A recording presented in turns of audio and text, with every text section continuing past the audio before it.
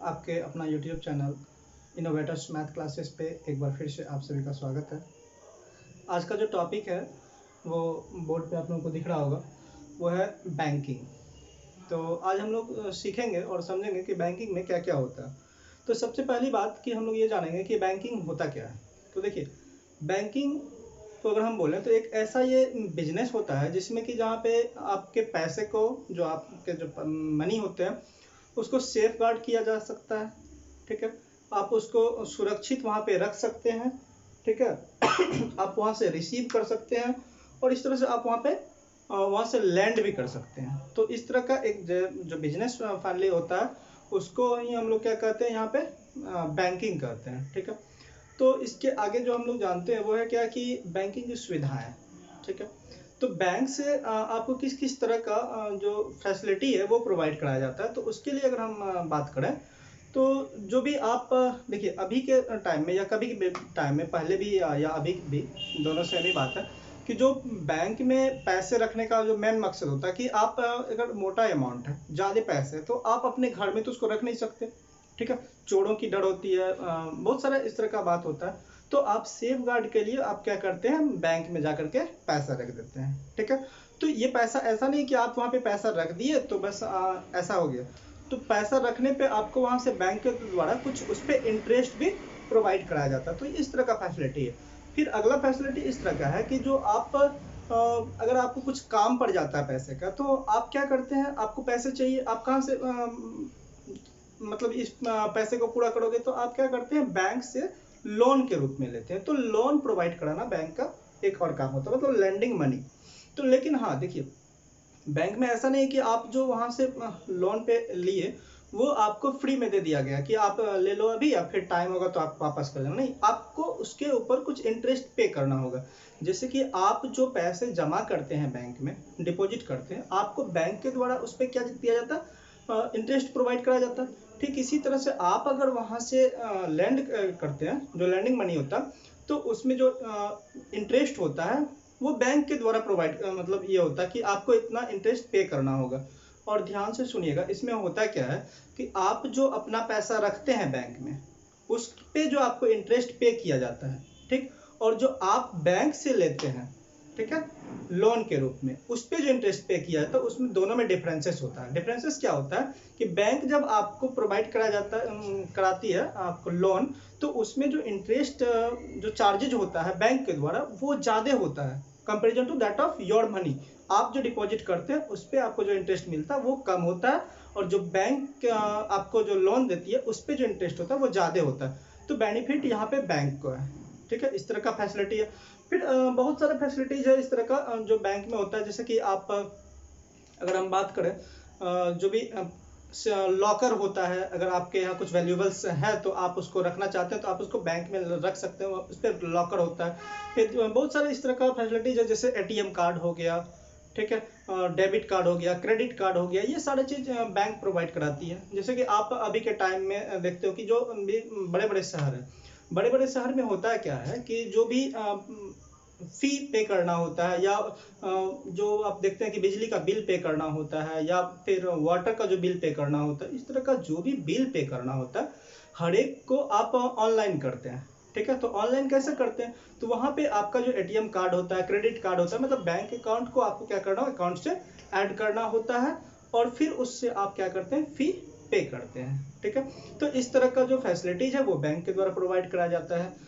तो बैंक में जैसे कि आप अगर हम अकाउंट की बात करें, टाइप ऑफ अकाउंट की अगर हम बैंक में बात करें, तो यहाँ पे बहुत तरह का ये होता है, अकाउंट होता है बैंक में, जिसमें कि आपको फिक्स डिपॉजिट अकाउंट होता है, रेकरिंग डिपॉजिट अकाउंट होता है, और अदर अदर बहुत सारे इस तरह का डिपॉजिट होता है। ठीक है, अकाउंट होता है। तो लेकिन उन सब अकाउंट में से जो ज़्यादा मतलब कॉमनली यूज्ड होता है वो होता है रेकरिंग डिपॉजिट अकाउंट। ठीक है, तो आज हम सबके आप सबके बीच में जो चर्चा करने वाले वो है रेकरिंग डिपॉजिट अकाउंट के बारे में। ठीक है, तो अब मन में आएगा कि रेकरिंग डिपॉजिट अकाउंट क्या होता है। ये आरडी, क्या है ये, आरडी मतलब recurring deposit account. Recurring deposit account में होता क्या है कि आपको एक फिक्स टाइम तक कुछ कुछ पैसे हर एक मंथ में जमा करना होता है। ठीक है, हर एक मंथ में कुछ कुछ पैसे आपको जमा करना होता है। मन में आएगा सर ये टाइम पीरियड इसका कितना होना चाहिए, फिक्स्ड। तो ये टाइम पीरियड आप 3 महीने से लेकर के 10 साल तक के बीच में कर सकते हैं। मतलब आपको एक टाइम फिक्स करना होगा। जब आप बैंक में जाएंगे और बोलेंगे कि सर हमें क्या करना है, रेकरिंग डिपॉजिट अकाउंट खुलवाना है, ओपन करवाना है, तो वहाँ पे आपसे पूछा जाएगा कि आपका टाइम पीरियड क्या होगा। इस टाइम पीरियड को मैच्योरिटी टाइम पीरियड भी कहा जाता है, ठीक है, लमसम पीरियड भी कहा जाता है, ठीक। तो आपसे पूछा जाएगा कि आप जो है कितने टाइम तक के लिए ये अकाउंट ओपन करवाना चाहते हो। तो आपको 3 महीने से लेकर के 10 महीने के बीच में आपको फिक्स रखना है कि उनको इतना दिन तक के लिए क्या करना है, अकाउंट को ओपन करवाना है, ठीक। तो उस अकाउंट में आपको करना क्या होता है, पर मंथ कुछ फिक्स्ड अमाउंट जो आप फिक्स करना चाहे उतना फिक्स्ड अमाउंट को पर मंथ आपको ये करना पड़ता है, इंस्टॉलमेंट में हर एक मंथ में डिपॉजिट करना होता है बैंक में, ठीक है। बैंक ऐसा नहीं कि फ्री में वो आपसे करवा रही है, उस पर आपको इंटरेस्ट पे किया जाता है, और इंटरेस्ट पे किया जाता है क्वार्टरली। बात यहाँ पे याद रखना है, इंटरेस्ट पे किया जाता है क्वार्टरली। और जो रेट ऑफ इंटरेस्ट होता है, रेट ऑफ इंटरेस्ट वो प्रोवाइड कराया जाता है। जो रेट ऑफ इंटरेस्ट होता है वो तय कौन करती है, तो वो आरबीआई के द्वारा तय किया जाता है, मतलब फिक्स किया जाता है, रिजर्व बैंक ऑफ इंडिया के द्वारा। वो जो जनरल बैंक, जिस बैंक में आप रेकरिंग डिपॉजिट अकाउंट ओपन करवा रहे हैं, उस बैंक का ये अथॉरिटी नहीं है कि वो आपको रेट ऑफ इंटरेस्ट ये कर डिसाइड करके दे कि आपको इतना रेट ऑफ इंटरेस्ट मिलेगा। वो डिसीजन होता है आरबीआई के द्वारा कि रेकरिंग डिपॉजिट अकाउंट पे जो भी आपका टाइम पीरियड है, जैसे 3 मंथ से लेकर 10 साल तक के बीच का, आप उसमें से 5 साल के लिए करवा रहे हैं कि 8 साल के लिए करवा रहे हैं कि 3 साल के लिए करवा रहे हैं रेकरिंग डिपॉजिट, तो उसमें ये आरबीआई के द्वारा जिस तरह का डिसीजन होता है कि रेट ऑफ इंटरेस्ट कितना पे करना है, उसी हिसाब से आपको पे किया जाता है रेट ऑफ इंटरेस्ट। हाँ, यहाँ पे फिक्स डिपॉजिट मत समझिएगा, ये फिक्स डिपॉजिट नहीं है कि आप मान लीजिए कि 1 लाख रुपया लेकर के उसमें डिपॉजिट कर दिए, अब 5 साल बाद आप उसको निकाल लीजिएगा, ऐसा नहीं है। ये रेकरिंग डिपॉजिट है। रेकरिंग डिपॉजिट कहने का मतलब आपको हर एक मंथ में पैसा जमा करना पड़ता है। आप फिक्स कर लीजिए आपको 500 जमा करना है, या आपको 1000 जमा करना है, या आपको 2000, जितना होता है उतना आपको हर एक मंथ में जमा करना होता है, डिपॉजिट करना होता है बैंक में। और वो फिक्स टाइम पीरियड तक, अगर 5 साल का आप टाइम पीरियड लिए हैं तो 5 साल तक हर एक मंथ में आपको ये जमा करना होगा।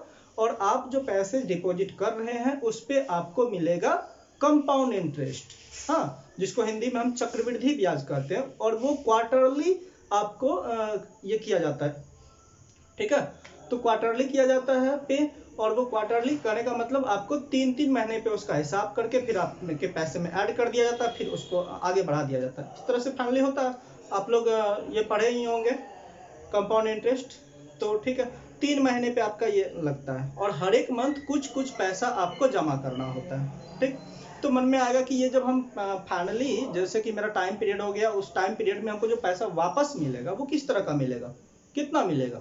तो ध्यान दीजिए कि जैसे कि आप पर मंथ कुछ कुछ पैसा जमा करते हैं, हर एक मंथ जमा करते जाते हैं, तो आप तो जितना जमा किए, जो आपका डिपॉजिट हुआ टोटल सम, वो तो आपको मिलेगा ही। और उस पे जो इंटरेस्ट पे किया गया किसके द्वारा, बैंक के द्वारा, according to the rate of interest which is scheduled by the RBI, वो आपको पे किया जाता है। मतलब आपका टोटल मनी और उस पे इंटरेस्ट, ठीक, दोनों मिला करके जो होगा उसको हम लोग बोलते हैं बैंकिंग के भाषा में मैच्योरिटी वैल्यू, ठीक है, जिसको शॉर्ट में लिखते हैं एमवी, ठीक है। तो ये होगा एमवी, मैच्योरिटी वैल्यू।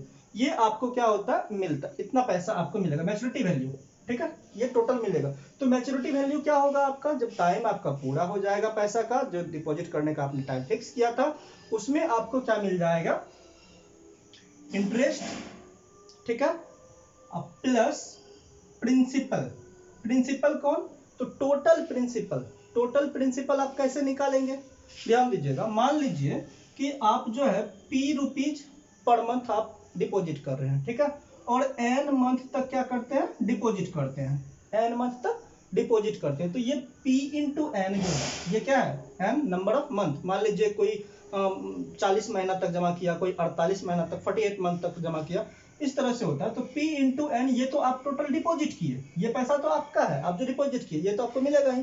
हाँ, इस पे आपको ये इंटरेस्ट जो है, ये इंटरेस्ट भी मिलेगा। तो टोटल इंटरेस्ट और प्रिंसिपल को ऐड कर देंगे, तो मैच्योरिटी टाइम तक में ये आपका लमसम वैल्यू भी कहलाता है, या मैच्योरिटी वैल्यू कहलाता है, ठीक है। ये आपको वापस जब टाइम पीरियड होता है, जो मैच्योरिटी वैल्यू होगा, जब टाइम पीरियड कंप्लीट होता है तो उसमें आपको ये मिल जाएगा। तो मन में आएगा ये इंटरेस्ट कैसे निकालेंगे, ये तो पी जो प्रिंसिपल हम जो मतलब टोटल जो डिपॉजिट की वो तो हम पता कर लिए कि पी इंटू एन करके निकालेंगे। तो मैच्योरिटी वैल्यू के लिए आप तो बताएं इंटरेस्ट प्लस प्रिंसिपल, ये कैसे निकालेंगे, इंटरेस्ट कैसे निकलेगा। तो यहाँ से इंटरेस्ट निकालने का एक फार्मूला है, बहुत ही सिंपल फार्मूला है। एक फार्मूला आपको याद रखना है, फिर आप निकाल सकते हैं आप अपना मैच्योरिटी वैल्यू। और वो जो इंटरेस्ट का फार्मूला होता है वो आई इज इक्वल टू होता है, ध्यान दीजिएगा, पी इंटू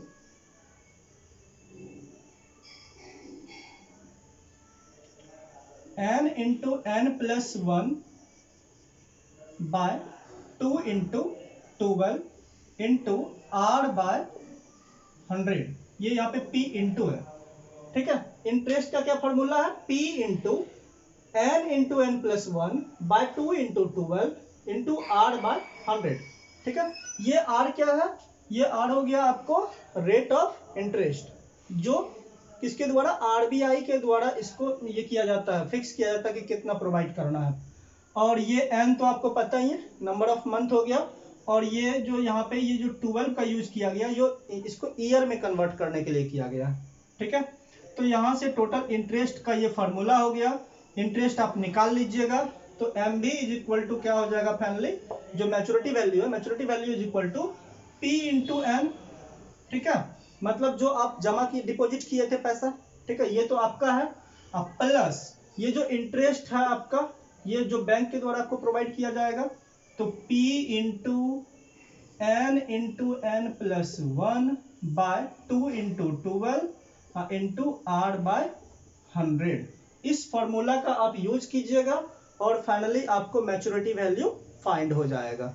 तो मेरे ख्याल से वीडियो को लंबा ना किया जाए, इतना पे ही आज इसको ये करते हैं। और मैच्योरिटी वैल्यू आप निकाल लीजिएगा इस फॉर्मूला से। और अगले वीडियो में हम लोग जो मिलेंगे तो इस पे आपको मैच्योरिटी वैल्यू कैसे फाइंड किया जाता है, कुछ क्वेश्चंस लेके आएंगे और उस क्वेश्चंस पे आपको और अच्छे तरीके से समझा दिया जाएगा। तो आई होप ये फॉर्मूला आपको समझ में आया होगा। इस वीडियो के माध्यम से आप लोगों को बताया जा रहा है कि इस फॉर्मूला को आप क्या कीजिएगा, मैच्योरिटी वैल्यू के लिए संभाल के रखिएगा, थोड़ा समझ लीजिए इसको अच्छे से और इसको याद करके रखिएगा, ठीक है। अगले वीडियो में जब हम लोग मिलेंगे तो वहाँ पे मैच्योरिटी वैल्यू कैसे फाइंड करना है, कुछ क्वेश्चंस लेके आएंगे वहाँ पे और फिर बताया जाएगा। ओके, जय हिंद।